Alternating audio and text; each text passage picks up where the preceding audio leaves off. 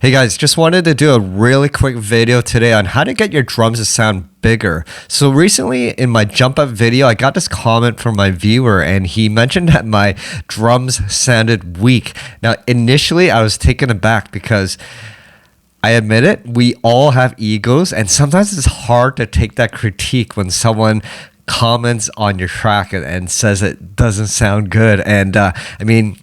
And that's the first lesson, is that no matter how big you are, you should always check your ego, because there may be some truth in the critique that someone is giving you. So it's always good to be able to put your ego aside and really take in that piece of comment and see if there's anything that you can improve on. So I actually did that. I went back into my track and just really listened to it, and indeed the drums did sound weak. So there's a number of things we can do to make your drums sound bigger. I'm going to show you a few quick tips, but just as a refresher, this was the track we worked on in my jump up video.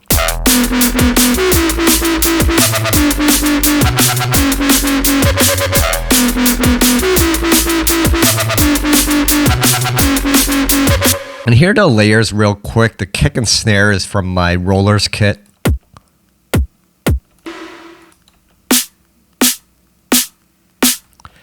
And here's the hi-hats. So it's a really simple grouping, just a kick, snare, and hi-hat.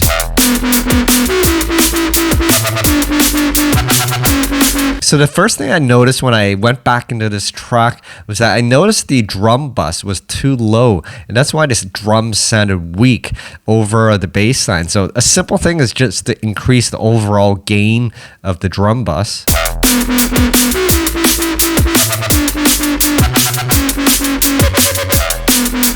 And immediately your drums have more presence. So that's the first thing to look at. Is it a mix issue? Is it simply your drums are a bit quiet in the mix? And if it is, then just bring it up.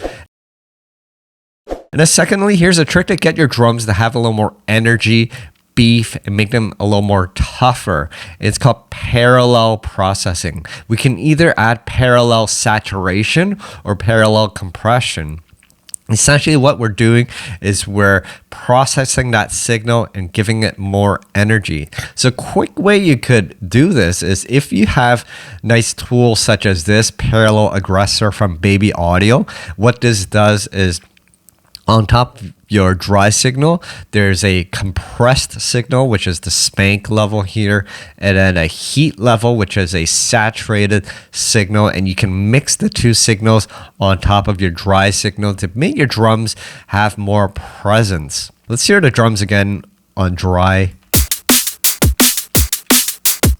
And then we can solo the spank level, which is the compressed.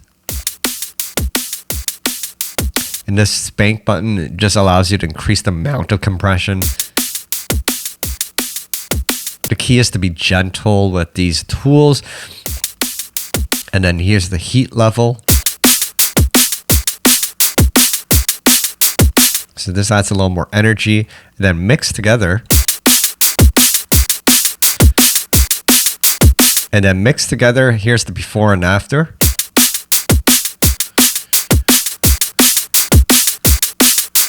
So now the drums sound a little more tougher, they're a little more smashed, if that's the sound you want to go for. Now, if you don't have nice tools such as Parallel Aggressor, you can do it manually. So let's turn off Parallel Aggressor. And then what I've done is there are two audio tracks here. So all you have to do is just right click, add an audio track. What you want to do is for that audio track, you want to send your drum bus into this audio track. So in this external input setting, you want to set the input actually to drums so that your drums are now being sent to audio 7 here. And you also want to set this to post effects, meaning the signal is being sent after these effects. So I had Thickify applied to the drum bus here, and then I had a utility to boost the volume of the drum bus. So I want the entire signal after the effects. So that's why you choose post effects. And then to hear it, just click the line in button, and then you could, to hear on its own, you can mute the drum bus, right? And I'll just mute the bass as well so we can hear the signal.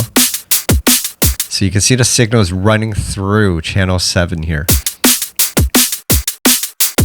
Now I've already done this ahead of time, so I have 2 audio tracks here, one for parallel compression, one for parallel saturation. So what I did here, again, I'm sending the drums through and I have a compressor here. So let's listen to this on its own. So I have my compressor at a pretty fast attack, around 45 milliseconds, just so I can keep the transients punchy. So you don't want it all the way at 0, because then you'll smash those transients as well. You want those dynamics of the initial kick and snares, the hit. So you want to give it a bit of an attack so those transients don't get swashed, and then a release of 60 milliseconds should do. I'm actually compressing this at a very high ratio at 8. And then I have this the auto gain or the makeup here to adjust for the compressed signal. And I like to add a high pass to the compressed signal because really I just want to add more of the mid and high energy. You could keep it without the high pass, but I just like to do this because I just want to boost the higher frequencies. And now what we're going to do is we're going to dial in the gain of the parallel compression and mix the dry signal of the drum bus with the parallel compressed signal. Now it's better to have the bass playing so we can hear it in context, and then we'll increase the parallel compression.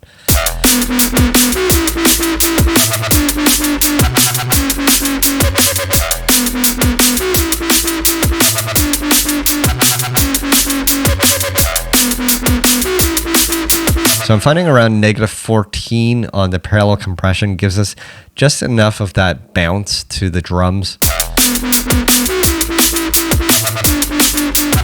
Now you may have to do some kind of a balancing act, because as you increase the parallel compression, the overall signal of your drums will be louder, of course. So you may have to bring the drums down a bit. So you're going to have to kind of play this by ear.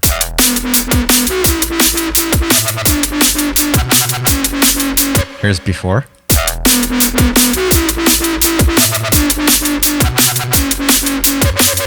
So there's a little more energy to your drums. Hey, just a quick message. If you like what I do and you want to support my channel, it'd be awesome if you picked up one of my products down in the link below. I have a number of Ableton production kits for jungle, liquid, and rollers, drum and bass, which allows you to create tracks in minutes. Also, I have the popular gnarly serum preset pack and wubs and wobbles for Vital, which gives you access to the nastiest in bass sounds. But if you're not ready to buy yet, you can grab my free sample pack or my free serum preset pack. You can find these all down in the links below. Appreciate your support. Now let's try the other method, which is parallel saturation. So I'm going to mute the parallel compression track here, and here's the parallel saturation. And we'll again mute the dry signal of the drum so we can hear the parallel saturation on its own. Now, I'm using Rift, so this is actually a distortion. So, I mean, for those who are a little more specific, there is a distinction between distortion and saturation. However, I just like how it sounds when I send a parallel distorted signal of the drums. It makes it sound pretty big. But if you don't have Rift, you can add just Ableton saturator and it will do the same trick. I'm just going to remove this compressor here. So here's the saturated signal. So increase the drive to your liking. Again, I'm high passing the signal so that bottom end we're not introducing the bottom end of it. We just want the high energy. That's how it would sound on its own. But once again, I like distorting it, so I'm going to keep Rift on. I'll turn off the saturator.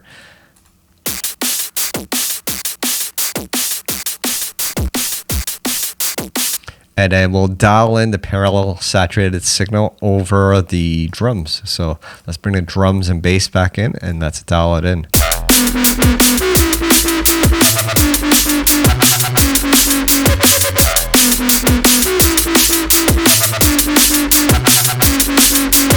Now, depending on how much energy you want the drums to have, that'll dictate how high you bring up the parallel saturation. I'm actually at negative 8.5 right now, so it's pretty heavy. If you like, you can also bring back some of that parallel compression as well, right?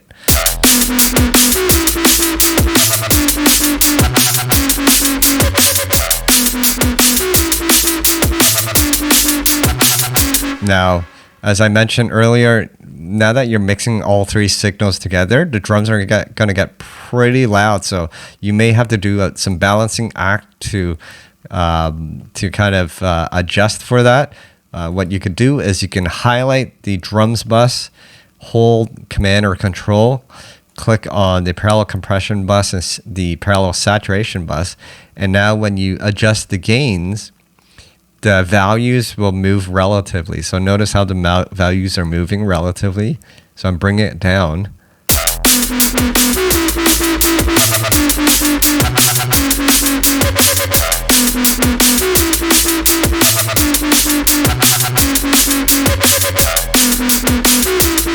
Okay, so that's sounding better. I just brought down the three signals a bit to account for the additional gains added with the parallel compression and saturation. I do think the drums are sounding tougher now. We can do a quick before and after. What I can do is I'll just mute the parallel compression and saturation, bring the drums back to 0. Let's hear it before.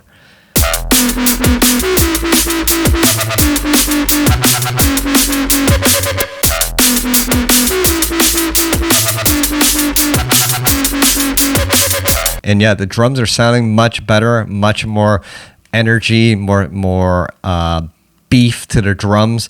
Definitely what we need, especially if you're working on harder jump up styles. You could use this trick to get your drums to sound banging. So yeah, that's pretty much all I wanted to show you. Just a quick tip on how to get your drums not sounding weak, get them to have a little more energy and oomph, especially if you're making harder styles of dance music. This is not limited to drum and bass. Whether you do dubstep or other forms of dance music, I think you can use this style to get your drums to have a little more energy. Anyways, that's pretty much it. Hopefully this tip helps.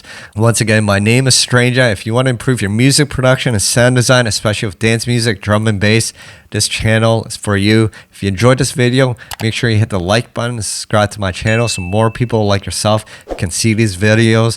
And if you want to support what I do, you can check out my products down in the links below. Anyways, that's pretty much it for today, guys. Thanks for watching. Keep practicing, and I'll see you at the next video.